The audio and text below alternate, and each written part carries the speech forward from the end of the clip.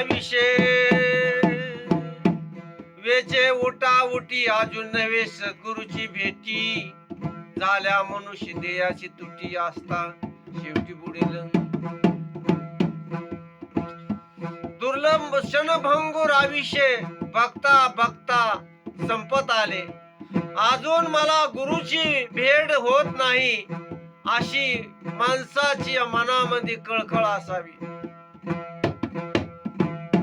मज कोणी न देखावे मज कोणी न ओळखावे मज कोणी न लाजावे जीवे वाचू साधकाची दशा असती की गुरु भेटल्यानंतर मला जगात देह पडेपर्यंत कुणी ओळखू नये कारण त्याला जप करायला वेळ मिळावा हे जगाला विसरायचा प्रयत्न करतो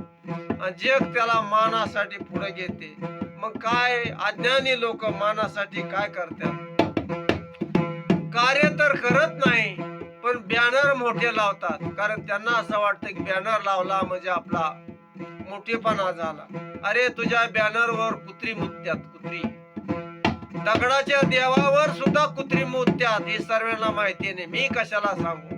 दगडात देव नाही मनुष्यामध्ये देव आहे आत्मरूपाने माऊली म्हणतात सर्वागटे राम ध्यान एक तवा माणसाला तोडचाल आयुष्यात सुखी कधी होणार नाही तुम्ही मोठेपणा बॅनर लावून कुत्री मुततात लोकांची सेवा करा ते तुम्हाला दुआ देतील मला कोणी पाहू नये मला कोणी ओळखू नये मला कोणी लाजू नये यासाठी अशा साधकाची मनापासून इच्छा असते सद्गुरु सर्वांना अप्रोक्ष ज्ञानाची प्राप्ती होऊन सद्गत पूर्णपणे मावळते जाते आणि ज्ञान स्वरूप भजन उदयास येते त्याला वेदशास्त्राची सद्गुरु तत्व सांगितलेले असते अध्यात्म म्हणते त्याला जेने घेतला सन्मान त्याशी निघे अपमान जे जे आपला देह अभिमान या लागी सन्मान ना आवडी दोन प्रकारचे लोक आहेत एक साधू संत आहे सन्मानापासून पळून जातात एक अज्ञानी असतात बळच सन्मानाला ओढून घेतात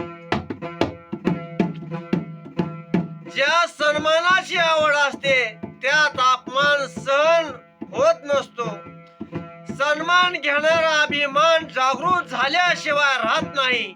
म्हणून साधकास सन्मानाची मुळीच आवड नसते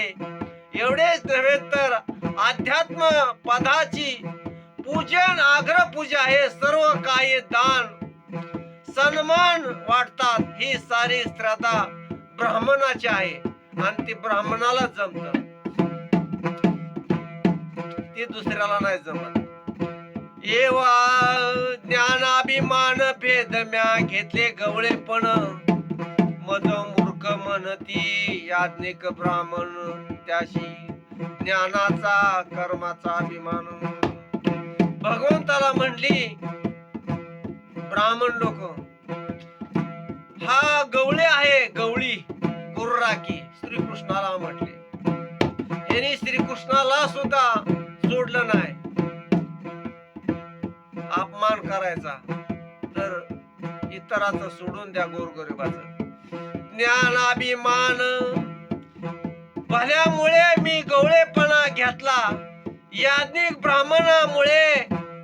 मला श्रीकृष्ण मूर्ख ठरवले कारण त्यांना आपल्या कर्माचा ज्ञानाचा अभिमान होता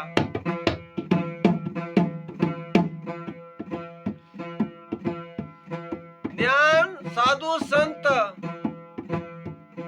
वेगळे आहेत अज्ञान वेगळे आहेत ही एकमेकाची गाठ गुरु पशी गेल्याशिवाय ओळख होणार नाही आयुष्यभर अज्ञान किती मरत्याल ज्ञानी किती मरत्याल